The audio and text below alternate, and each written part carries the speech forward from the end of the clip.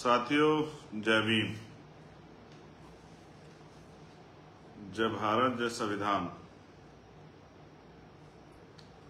जय मंडल, जय जोहार, जय जवान, जय किसान, जय विज्ञान।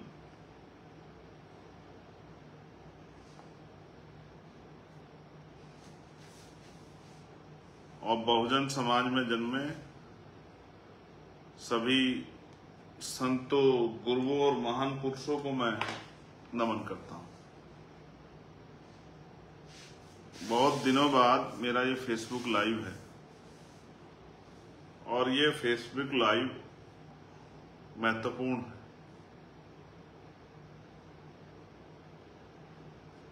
अगर ये महत्वपूर्ण नहीं होता तो शायद मैं इस फेसबुक लाइव को नहीं करता। मुझे आशा उम्मीद है कि मेरे साथी इस लाइव को खुद तो सुनेंगे, लेकिन अपने परिवारों, अपने साथियों, अपने दोस्तों, रिश्तेदारों, बुद्धिजीवी वर्ग, कर्मचारी वर्ग और गांव देहात में रहने वाले आखिरी साथी तक पहुंचाएंगे।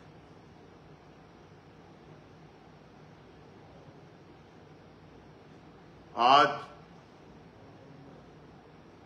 मेरे कंधों पे जिम्मेदारी है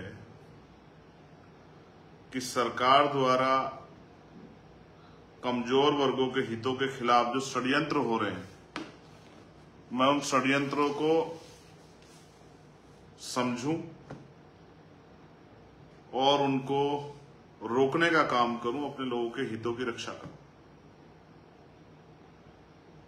ये भी सत्य है कि मैं अपनी तरफ से पूरा प्रयास, पूरी कोशिश इसके लिए कर भी रहा हूं।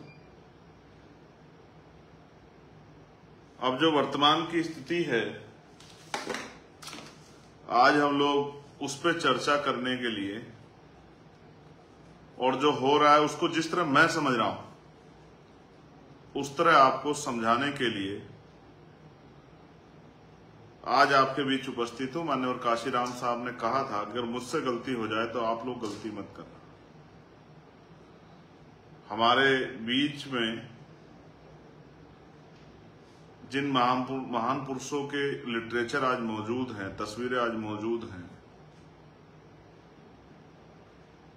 उन महान पुरुषों को महान इसलिए माना गया कि उन्होंने समय समय पे सही डिसीजन लेके समाज के हितों की रक्षा की और समाज को दीर्घ भ्रमित होने से बचाया, समाज को सही रास्ता दिखाया।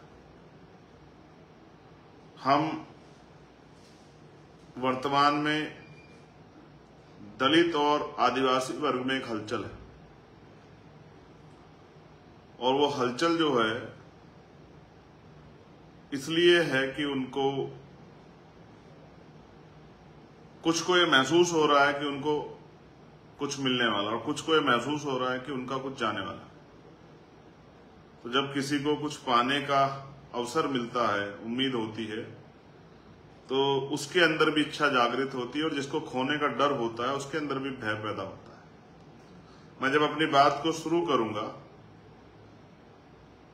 तो एक नारा लगता था, जिसकी इतनी संख्या बारी उसकी उतनी हिस्सेदारी, और एक और नारा लगता था, अर्जक संघ के लोग लगाते थे,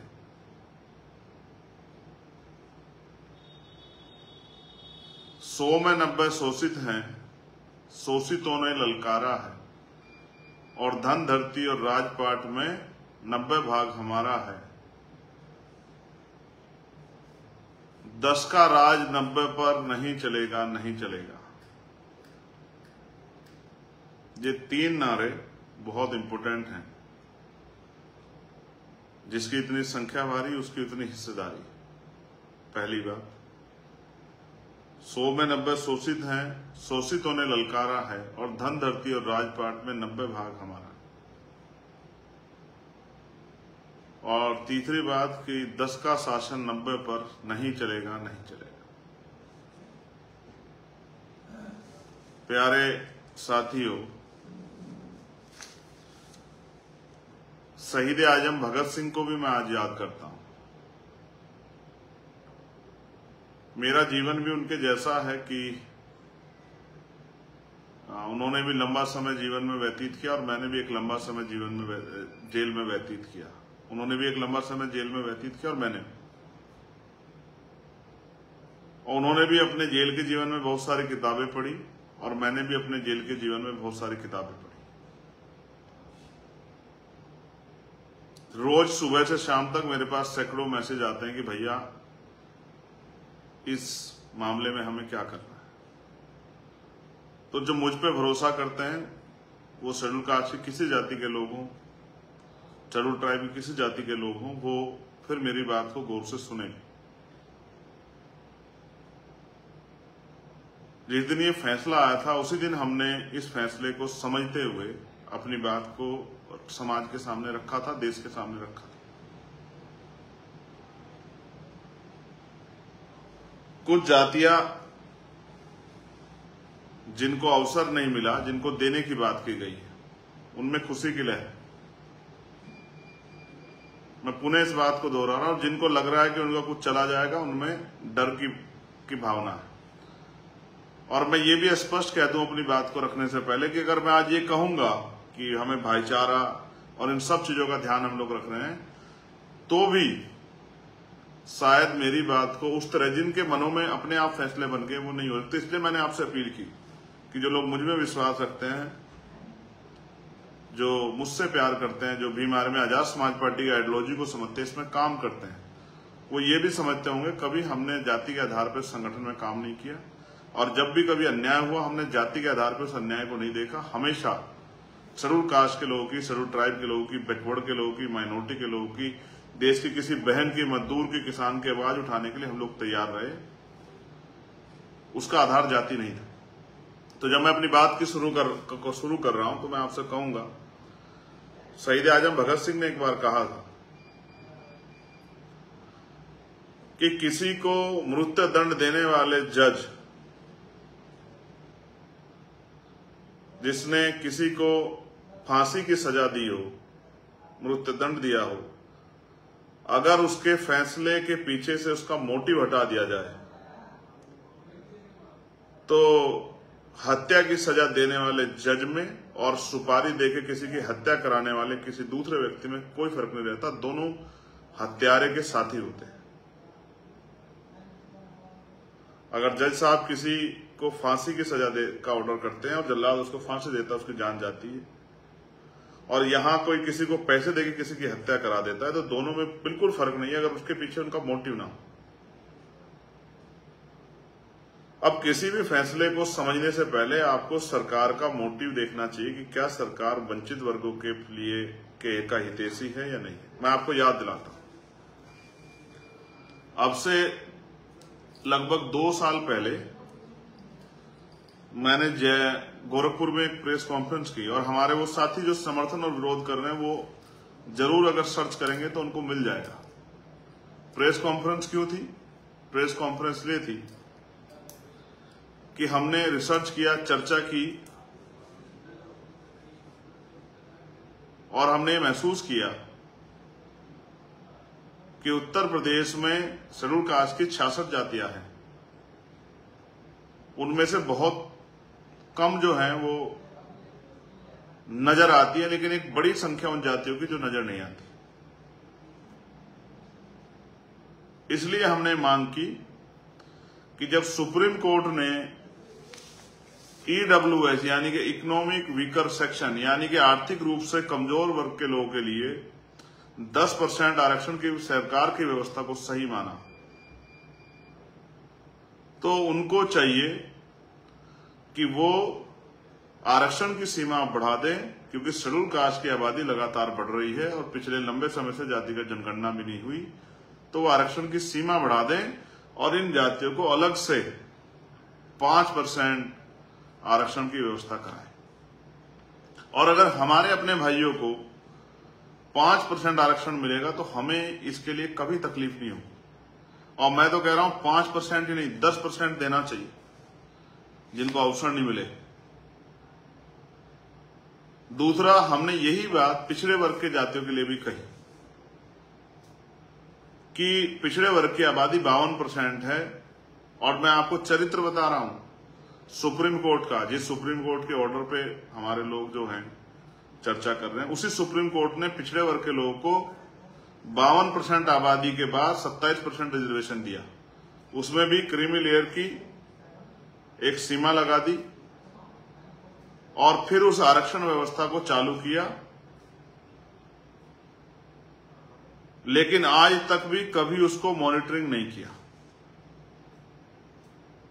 तो इसका जवाब मैं आगे आपको दूंगा कि क्या स्थिति है। तो इसलिए मैंने, क्योंकि आंकड़ों पे बहुत बात हो रही है, तो मैंने इसलिए कहा कि उन जातियों को भी, जो जातियों को अवसर नहीं मिला है, उनको भी 15%, जबकि बैठता तो 25% है, लेकिन 15% अतिरिक्त आरक्षण जो है 27% से अलग पिछड़े वर्ग की जातियों को, उन जातियों को जिनको अवसर नहीं मिला, उनको चिन्हित करके दिया जाए। ये बात मैंने उस पीसी में रखी और अपनी पार्टी के लोगों से कहा कि हम, जो हमारी पॉलिसी है वो जनता को पता होनी चाहिए। सेम, समान एजुकेशन पॉलिसी, समान शिक्षा, समान चिकित्सा, सभी को न्याय की व्यवस्था समान रूप से, जो कि आज नहीं। एक गरीब आदमी हाईकोर्ट सुप्रीम कोर्ट नहीं जाता, लाखों रुपए लगते हैं। ये व्यवस्था, इस विषय पे मैंने अपने लोगों से ये अपील की, पार्टी के लोगों से, कि वो गांव-गांव जाके इसका प्रचार करें कि होना चाहिए। ये हमारी 1.5 साल 2 साल पहले जब इस पे कोई चर्चा नहीं होती, तब ये हमारी दृढ़ संकल्प और इच्छा शक्ति थी कि ये होना चाहिए, उन लोगों को लाभ मिलना चाहिए।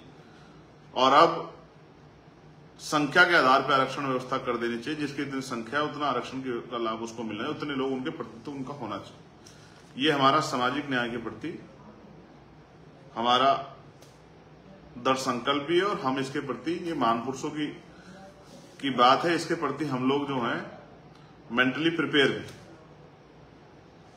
साथ साथ अभी जब आपने मुझे पार्लियामेंट में सुना, जब ये ऑर्डर भी नहीं आया था, तो मैंने एक मांग की, जो मैंने प्राइवेट मेंबर बिल लाके की, पढ़े लिखे लोगों ने सुना होगा, कि निजी क्षेत्रों में, क्योंकि सरकारी नौकरियां लगभग खत्म हो गई है, सरकारी पूरा डिपार्टमेंट प्राइवेट कर दिया है, सरकार बड़े पैमाने पे लेटरल एंट्री कर रही है, संविदा है, आउटसोर्सिंग है, ठेकेदारी है, तो बड़े पैमाने पे सरकारी नौकरियां लगभग खत्म हो गई है। तो अब समय आ गया है कि निजी क्षेत्रों में आरक्षण की व्यवस्था SC, ST, OBC के लोगों को कराई जाए। ना मैंने किसी एक जाति की बात की, ना एक धर्म की बात की, मैंने SC, ST और OBC के लोगों के लिए बात की। ये मेरा सामाजिक न्याय के प्रति मेरा दृष्टिकोण है। शायद मेरी इतनी बड़ी मांग हमारे इतने बड़े SC, ST, OBC समाज को नहीं थी। ये मांग मैंने ना अपने परिवार के लिए की, ना जिस जाति में मैं जन्मा हूं उसके लिए की, ना ही सिर्फ शेड्यूल कास्ट के लिए की। ये मांग मैंने शेड्यूल कास्ट की सभी जातियों के लिए, शेड्यूल ट्राइब की सभी जातियों के लिए और बैकवर्ड OBC अन्य पिछड़ा वर्ग की जातियों के लिए भी की, क्योंकि मैं उनकी सामाजिक हैसियत को समझता हूं और उनकी जो आर्थिक जो असमानता का वो शिकार हो, इसको भी समझता हूं।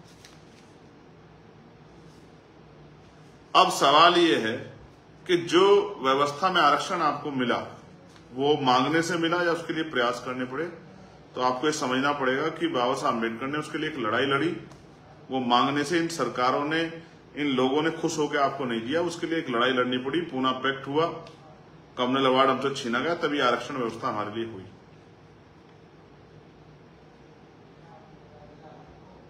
ये किसी ने दया करके आपको नहीं दिया।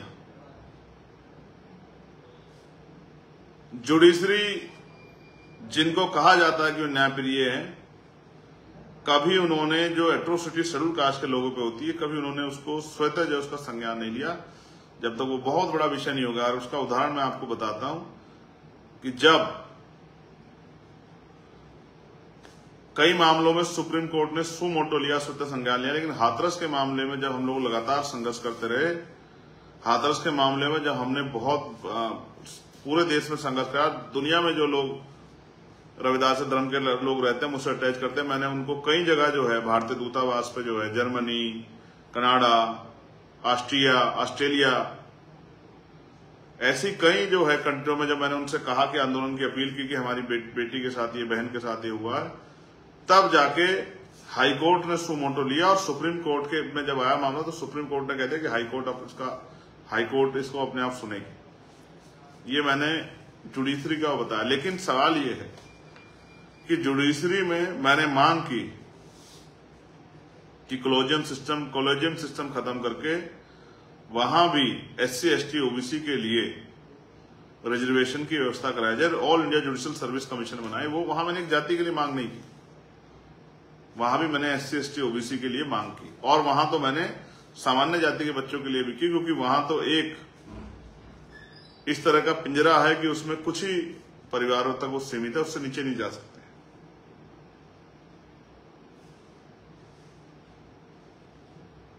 ये मेरा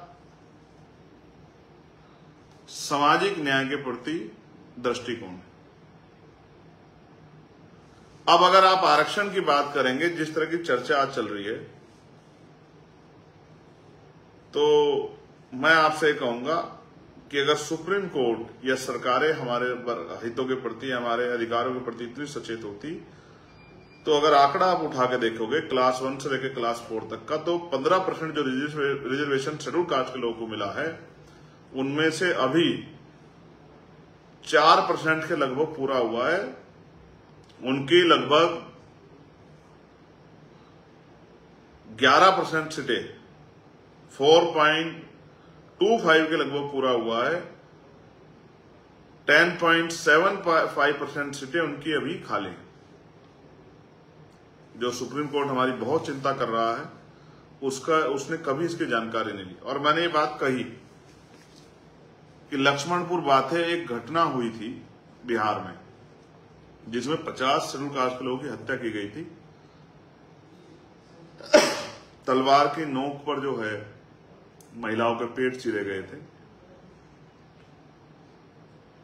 डिस्ट्रिक्ट कोर्ट ने बहुत सारे अपराधियों को, आरोपियों को सजा की आजीवन, और हाई कोर्ट ने उनको बरी कर दिया। कभी सुप्रीम कोर्ट ने सुमोटो लेके पूछने का काम नहीं किया कि 50-50 दलितों के हत्यारे कौन है, उनकी जांच होनी चाहिए, उनको सजा मिलनी चाहिए।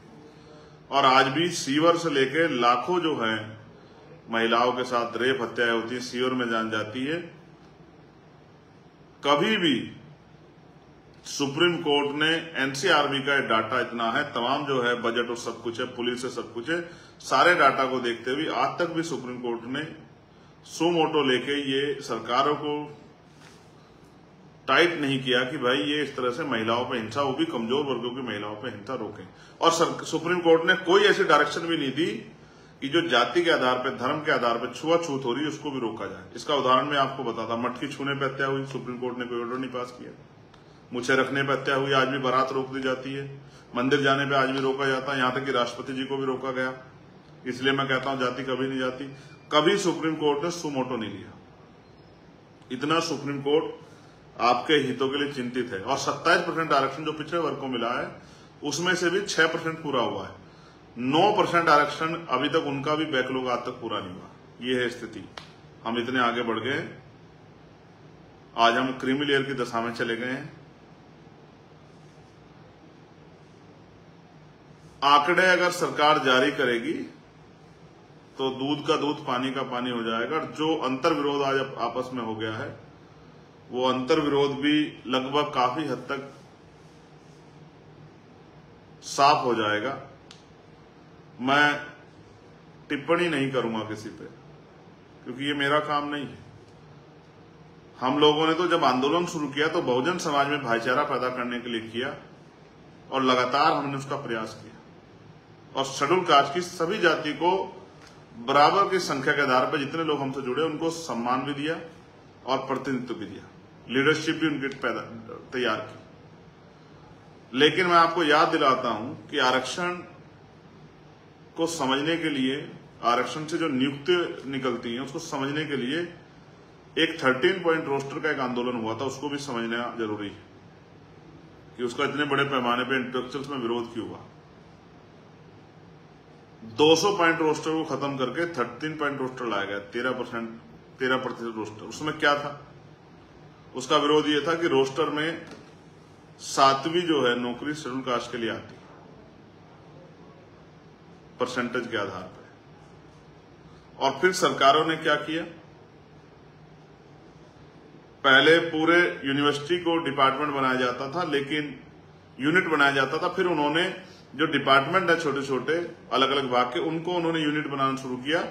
जैसे सोचिए पूरी यूनिवर्सिटी में 100 नौकरी आई तो 100 नौकरियों के आधार पर शेड्यूल कास्ट के लोगों को हिस्सेदारी मिलेगी, बैकवर्ड के लोगों को हिस्सेदारी मिलेगी। लेकिन जब जो नहीं देना चाहते उन्होंने ये किया कि उन्होंने 13 पॉइंट रोस्टर लाए और उसके अकॉर्डिंग जो है अगर 5 नौकरी आएगी किसी विभाग में, 5 वैकेंसी आएंगी तो 5 में तो रोस्टर में आता ही नहीं शेड्यूल कास्ट, तो एक भी नौकरी शेड्यूल कास्ट के लोगों को नहीं मिलेगी, चाहे ईडब्ल्यूएस के जरिए भरी जाए चाहे सामान्य जाति के लोगों को भरी जाए। लेकिन सुप्रीम कोर्ट ने इतना बड़ा हमला हमारे आरक्षण पर हुआ, कभी सुमोटो नहीं लिया। ये मैंने आपको बताया कि चरित्र क्या है सुप्रीम कोर्ट का और सरकारों का आपके प्रति। और बुरा मत मानिए, याद कीजिए आपसे कौन कितना प्रेम करता है। जब हाथरस की बेटी का विषय आया था, ये मैं इसलिए याद दिला रहा हूं कि हमारे लोगों को याद होना चाहिए, इस पूरे शेड्यूल कास्ट के लोगों को, तो भारतीय जनता पार्टी का एक भी मेंबर ऑफ पार्लियामेंट, एक भी मिनिस्टर आप उसके लिए ट्वीट नहीं कर पाया था। और सब लोगों ने उस बेटी का चरित्र हनन मिलकर करने का प्रयास किया। यहां तक कि जो सिटिंग एमपी थे वो भी अपराधियों के पक्ष में खड़े थे।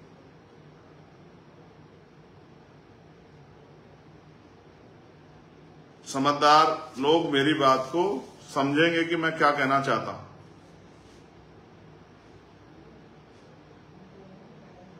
कौन किसका कितना हितैषी है, कौन किसको कितना प्रेम करता है, कौन किससे कितना जो है,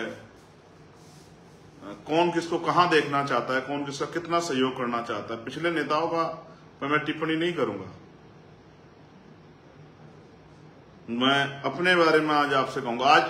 आज जो स्थिति है उस मामले को देखते हैं। सुप्रीम कोर्ट का ऑर्डर आया वर्गीकरण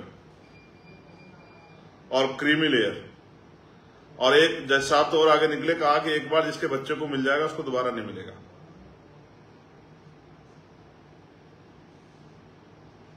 अब क्रीमी लेयर पे जब क्रीमी लेयर की बात आई तो क्रीमी लेयर का नुकसान शेड्यूल कास्ट की सब जातियों को होता, चाहे वो सफाई कर्मचारी में नौकरी लगाओ या वो जो एक लाइन और उन्होंने कही कि जिसको एक बार मिल गया, चाहे वो 4th क्लास की नौकरी में लगाओ या क्लास 1 की, इसका नुकसान सबको होता।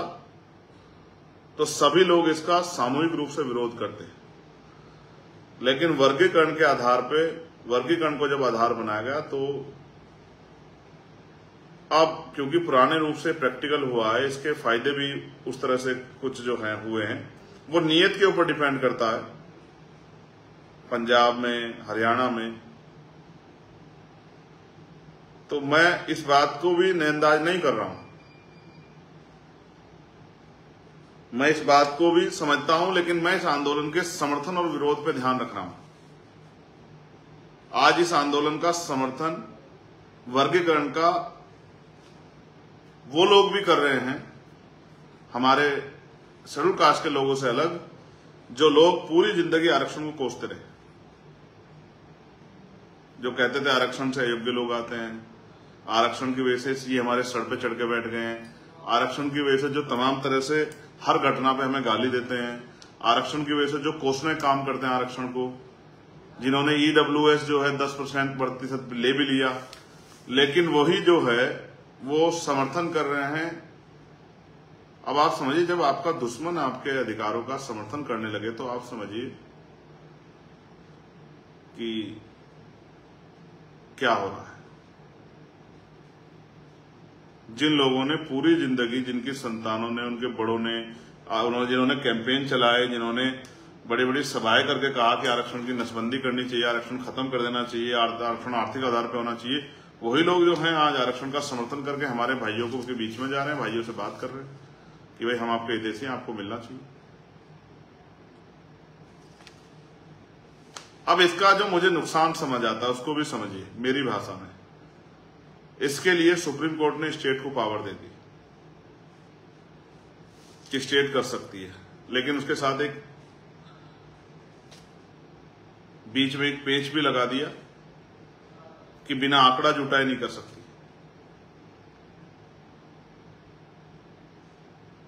आंकड़े कैसे जुटेंगे? जब जातिगत जनगणना होगी।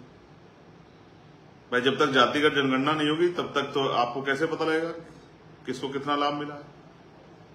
तो पहले आप जातिगत जनगणना कराएंगे। इसके लिए मेरे पास एक और उदाहरण है। जैसे आर्थिक आधार पर जब आरक्षण आया तो वो एंटी कॉन्स्टिट्यूशनल था, असंवैधानिक था, क्योंकि आरक्षण का जो आधार है वो छुआछूत है, वो भेदभाव है, वो प्रतिनिधित्व है। लेकिन क्या सामान्य जातियों का प्रतिनिधित्व कम है? क्या उनके साथ छुआछूत होती है? क्या वो शैक्षिक रूप से पिछड़े हुए हैं? ना उनके साथ छुआछूत होती, ना वो शैक्षिक रूप से पिछड़े हुए हैं, और ना ही उनका प्रतिनिधित्व कम है। लेकिन वो इस देश में इसी सरकार ने लागू किया जो सरकार पिछले दरवाजे से इसका समर्थन कर रही है। तो मेरा कहना यह है कि इसका सबसे बड़ा नुकसान मुझे नजर आता है वो ये, स्टेट को अगर पावर दोगे तो स्टेट जैसे उत्तर प्रदेश में मुलायम सिंह जी की सरकार में 17 ओबीसी की जातियों को शेड्यूल कास्ट में जोड़ दिया गया, फिर सुप्रीम कोर्ट ने उसको रोक दिया, और भी कई सरकारों ने इस तरह का प्रयास किया, तो सुप्रीम कोर्ट ने उसको इस बात के साथ खत्म कर दिया गया। हम भी ये कहते थे और आप सब लोग भी जानते, पढ़े लिखे सब लोग ये कहते थे भाई ये नहीं हो सकता, क्योंकि इसकी पावर तो राष्ट्रपति जी को है, संसद को, ये तो स्टेट गवर्नमेंट को है ही नहीं। कल जो आपके विरोधी सरकारें हैं वो ऐसा क्यों नहीं करेंगी कि बहुत सारी उन जातियों को, बैकवर्ड की उन जातियों को शेड्यूल कास्ट में करके और आप ही की जिस खाने को आपके लिए बनाने का उसमें प्रतिनिधित्व के आधार पर डाल देंगे, फिर क्या करोगे? मेरी ये मानना है कि ये पावर संसद को ही रहनी चाहिए। इसकी जो पावर है कॉन्स्टिट्यूशन की, कॉन्स्टिट्यूशनली जो पावर है वो संसद को रहनी चाहिए, राष्ट्रपति जी को रहनी चाहिए। स्टेट गवर्नमेंट तो बहुत सारी जगह पे आपकी हितैषी नहीं है, और कौन सी गवर्नमेंट आपकी हितैषी आप बेहतर जानते हैं। उसका उदाहरण ये है कि आपके बच्चों की स्कॉलरशिप बंद हो, किसी को फर्क नहीं पड़ा, एजुकेशन का बजट बंद होगा, किसी को फर्क नहीं पड़ा, स्कूल इतने बंद कर दिए, किसी को फर्क नहीं पड़ा, तमाम तरह की चीजें और प्रयास किए, किसी को फर्क नहीं पड़ा। इसलिए मैं आपसे कह रहा हूं कि जमीन पे जाके आप देखेंगे तो आपको और एट्रोसिटी और तमाम चीजें तो वो आपके सामने रहेंगी, और किस तरह से आज भी कच्चे मकानों में रहते हैं, तमाम तरह की परेशानियां होती है। मैं उस बात को आप और मैं जानते हैं। अगर इतना जो है अच्छा होता तो फिर हमारे लोगों को मैला नहीं उठाना पड़ता, कटर में नहीं जाना पड़ता, ठेकेदारी पे 5,000 7,000 में काम नहीं करना पड़ता। ये तकलीफ भी जो है नहीं होती। तो स्टेट को इसकी पावर देना, ये खुद में एक अंतर विरोध खड़ा करना है। कल कहीं बिना आंकड़ा जुटाई कर दिया जाएगा तो उस तरह से फिर कोर्ट में जाके इसको जो है, इसको फिर से इसमें रोक लग जाएगी। तो इसकी पावर जो है वो स्टेट में नहीं होनी चाहिए, सेंटर पे होनी चाहिए। दूसरा, मैं कहता हूं सेंटर को, अगर सेंटर हमारे भाइयों को देना चाहता है तो हम तो रेडी बैठे कि वो दे, वो जातिगत जनगणना कराए, उसके आंकड़े देखे और उसके आधार पर जिन जातियों को नहीं मिला उनको दे, स्पेशल ट्रीटमेंट के तौर पे दे, और 2-4% नहीं 10% दे। लेकिन भाइयों को लड़ा के, भाइयों को आपस में झगामने सामने लाके अगर सरकार ये सोचती है कि वो सफल हो पाएगी तो ऐसा हम लोग नहीं होने देंगे। बड़ी मुश्किल से ये इस तरह की एकता जैसे हालात बने, वो भी तब बने जब पूरी कम्युनिटी पे, पूरे शेड्यूल कास्ट शेड्यूल टाइप पे हमला हुआ SC/ST एक्ट में, तब जाके ये एकता क्यों बने जब मार पड़ी। उससे पहले भी बहुत एकजुट नहीं थे, लेकिन उस दिन एहसास हुआ कि हम एक ही परिवार है। तो मैं तो कह रहा हूं अगर सरकार देना चाहती है आंकड़े जुटाए, जातिगत जनगणना कराए, और 10% कम से कम जो है हमारे उन भाइयों को जिनको अवसर नहीं मिला उनको दे। हम तो सामाजिक न्याय के सबसे बड़े समर्थक हैं। आप जल्दी से जातिगत जनगणना, आप देखिए सरकार जातिगत जनगणना करा सकती है नहीं करा सकती है। ये आपके और मेरे सामने है। इसमें आपको पता लग जाएगा कि कौन सी पार्टी जातिगत जनगणना की हितैषी। भाई बिना जातिगत जनगणना कराए कैसे करा दो? ये तो सुप्रीम कोर्ट ने उसमें लगाया कि जातिगत आंकड़े जो इकट्ठा करे और आंकड़े इकट्ठा करके फिर करे। तो मैं तो कह रहा हूं सरकार जातिगत जनगणना कराए।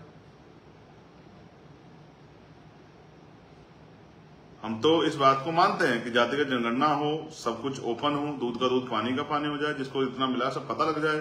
क्या 15% पूरा हुआ आज तक ये भी जानकारी हो जाए।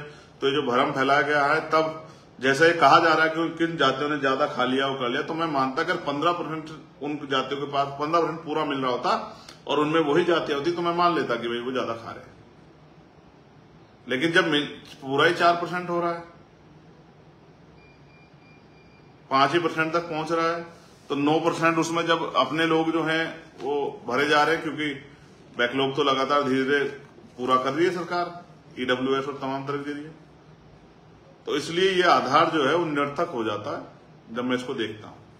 दूसरा, अब उकसाने वाली बातें कही जा रही हैं एक दूसरे को। मैं उन पर भी टिप्पणी करूंगा जो कह रहे हैं कि भाई जो वंचित वर्ग की जातियां वो हैं कि भाई इनमें पढ़े लिखे लोग नहीं है, ये नहीं है, वो नहीं है, एजुकेशन स्वीकार नहीं किया। तो भाई एजुकेशन स्वीकार नहीं किया, आपने कितने लोगों के हाथ जाके पकड़े? कितने लोगों के लिए स्कूल खोले? कितने लोगों के लिए कॉलेज खोले? कितने लोगों के लिए कोचिंग सेंटर खोले? कितने लोगों को बराबर बिठा के पढ़ाना सिखाया कि आप वर्ग बन पाए? बाबा साहब तो आपको शेड्यूल कास्ट बना के क्या आप वर्ग बन पाए?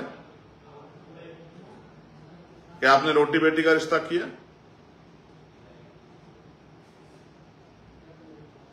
क्या आपने सोशल रिस्पॉन्सिबिलिटी को निभाया? क्या आपने पे बैक टू सोसाइटी किया? इसका जवाब आप पे है। क्या आपने अपने आखिरी भाई का हाथ पकड़ा?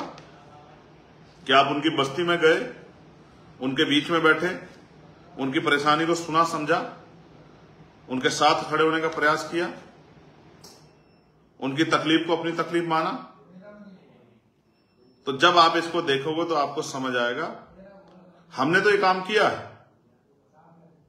हमारी लीडरशिप ये बात जानती, लोग हमारा करैक्टर इस मामले में जानते हैं, हमारा कार्य जानते हैं, लेकिन और किसी संगठन में इतनी हिम्मत नहीं हो पाई कि वो अपनी जाति से बाहर निकल के इस काम को कर पाता। तो इसलिए मैं कह रहा हूं कि बहुत सारी साजिशें हो सकती हैं। आपको एक दूसरे भाई के आमने सामने कर दे जाए, उसमें उधर से कुछ सरकार के लोग, विरोधी लोग, अन्य संगठन लोग घुस के हमला एक दूसरे के साथ खड़े के पे हमला कर दें। ऐसी स्थिति हो जाए कि एक लंबी खाई खिंच जाए, इतनी लंबी खाई खिंच जाए कि भाई भाई की शक्ल ना दिखे, भाई भाई को विरोधी समझ बैठे। हमें तो अवसर नहीं मिला, लेकिन जब हमें अवसर मिलेगा तो हम तो खुद करके दिखाएंगे कि किस तरह से अपने भाई को जो हाशिए पे उसको अपने बराबर में लेके आ जाता। हमें तो अवसर नहीं मिला है, हम तो कोशिश कर रहे हैं। हम तो कोशिश करके प्रयास कर रहे हैं कि अगर हमें मौका मिले, और इसके लिए हम राजनीतिक शक्ति इकट्ठा कर रहे हैं, तो हम ये करके दिखाएं। हम अपने भाइयों के बीच में बंटवारा ना करें, लेकिन जो विरोधियों ने हमारा छीन रखा अधिकार, जिसपे हमारा अधिकार बैठता है, जिसपे हमारी रिश्तेदारी बैठते हैं, हम उनसे अपने भाइयों के पास तक अधिकार पहुंचाने का काम करें, ना कि अपने भाइयों में बंदर बांट करके उनको लड़ाने का काम करें। ये काम तो विरोधियों का है, वो अपना काम कर रही है। अब बड़ा सवाल ये आया था कि अभी हरियाणा का चुनाव आज अनाउंस हो गया। मुझे एहसास था, मैंने इसलिए आज का दिन का लाइव रखा था। तो हरियाणा में अब क्या, अब आचार संहिता लग गई, अब कुछ हो नहीं सकता है, मगर आपस में एक दीवार तो खड़ी कर दी गई। वो जो एकता आपकी बनी थी उसको तोड़ने के लिए।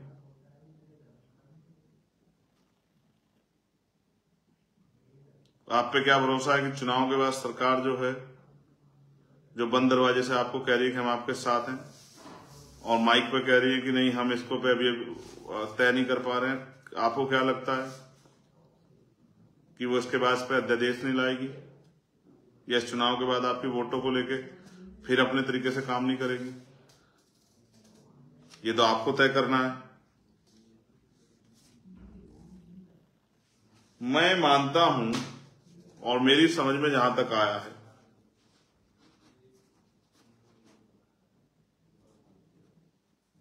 कि जब आपके आगे दाना फेंका जाए तो शिकारी आपका शिकार करना चाहता है। ना कि आपको पाल पोस के मजबूत करना चाहता है। इसलिए मैं समाज से कहूंगा, अपने शेड्यूल कास्ट शेड्यूल ट्राइब के हर भाई से, कि वो एक दूसरे पे टिप्पणी ना करें, एक दूसरे को बुरा ना कहें और अपने अपने अधिकारों के प्रति संवैधानिक मर्यादाओं में जो संघर्ष वो कर रहे हैं उसको करते रहे। दूसरा, आजाद समाज पार्टी, भीम आर्मी सरकार के षड्यंत्र को समझती है, सरकार की चालों को, साजिशों को समझती है और भविष्य में कुछ ऐसा ना हो जाए उसको भी ध्यान में रख के सचेत है। इसलिए आजाद समाज पार्टी निजी क्षेत्रों में आरक्षण की व्यवस्था की जाए और इसके लिए सरकार को झुकाने का काम, सरकार को मजबूर करने का काम किया जाए और आरक्षण की सीमा बढ़ाई जाए। जिन भाइयों तक नहीं पहुंचा उनको 10% आरक्षण की सीमा बढ़ा के 15% से अतिरिक्त 10% आरक्षण की व्यवस्था उन जातियों के लिए की जाए। ऐसी जो है हमारी सोच है और उसके लिए 11 सितंबर को हम लोग दिल्ली में एक ऐतिहासिक आंदोलन करेंगे। हमें भीम आर्मी आजाद समाज पार्टी की शक्ति पे समाज के बुद्धिजीवी वर्ग के, जो बुद्धिजीवी वर्ग के सोच रहा है, मुझसे उम्मीद कर रहा है कि भाई चंद्रशेखर आजाद जो हमारा बेटा है वो हमारे अधिकारों के प्रति क्या सचेत है या नहीं है, या उसको फिक्र है या नहीं है। मैं उन सबसे भी कहना चाहता हूं कि जब तक मेरे शरीर में लहू का आखिरी कतरा है, ना तो मैं अपने भाइयों को लड़ने दूंगा और ना ही मैं इनके अधिकारों को दुश्मन की साजिशों का शिकार होने दूंगा। और जो भी आरक्षण के खिलाफ षड्यंत्र करने काम करेगा उसको दिन में तारे दिखाने काम हम लोग जो हैं वो करेंगे और एक बहुत ऐतिहासिक आंदोलन हम लोग 11 सितंबर को दिल्ली में करेंगे। ये खेल बहुत हो गया कि हम लोग 15% में लड़ते रहे। हम लोग 15% में नहीं लड़ेंगे आपस में। हम लोग शेड्यूल कास्ट के लोगों के लिए 25% आरक्षण की व्यवस्था शेड्यूल कास्ट और शेड्यूल ट्राइब के लिए की जाए। इसके लिए हम लोग संघर्ष करेंगे और अपने भाइयों को भी उनका हिस्सा दिलाते रहेंगे। मैं आजाद समाज पार्टी, भीम आर्मी और अपने बहुजन समाज से, बुद्धिजीवी वर्ग से कहूंगा कि किसी भी तरह की टिप्पणी अपने भाइयों पे ना करें। कल हमारे भाइयों को जब सरकार का खेल उनकी समझ में आएगा तो उनको एहसास हो जाएगा कि सरकार उनके साथ किस तरह खेल रही थी, सरकार उनकी कितनी हितैषी है और सरकार उनसे वोट के अलावा कोई और मकसद रखती है नहीं रखती है। बहुत सारे लोगों को इतनी बार मौका मिला, फिर भी आज हम इस हालात में क्यों, इसका जिम्मेदार कौन है? नौकरियां इस देश में 2% हैं, जिनमें से 1% करीब निजीकरण की भेंट चढ़ गई हैं। बहुत सा बड़ा सेक्टर प्राइवेट हो गया और बहुत सारे बैंक अभी प्राइवेट सेक्टर में करने के लिए उनको मर्ज करने की तैयारी कर दी। बहुत सारे स्कूल बंद हो रहे हैं। आने वाले समय में कोई कहीं किसी डिपार्टमेंट में सरकारी नौकरी बचेगी, सब सेक्टर प्राइवेट हो जाएगा। तब आपके बच्चे क्या करेंगे, मुझे इस बात की भी चिंता है।